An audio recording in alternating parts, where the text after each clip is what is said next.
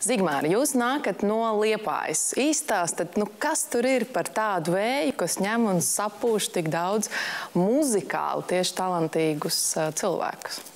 Es domāju, ka tagad faktiski šajos laikos varbūt tā arī nemaz nav.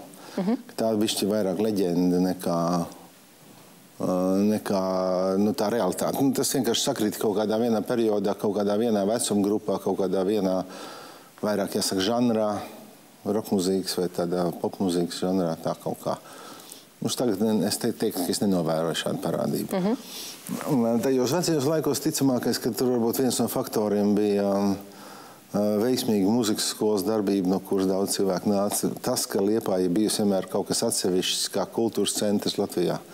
Arī no seniem laikiem, tur bija savu filharmoniju, tur bija savu operu beigās.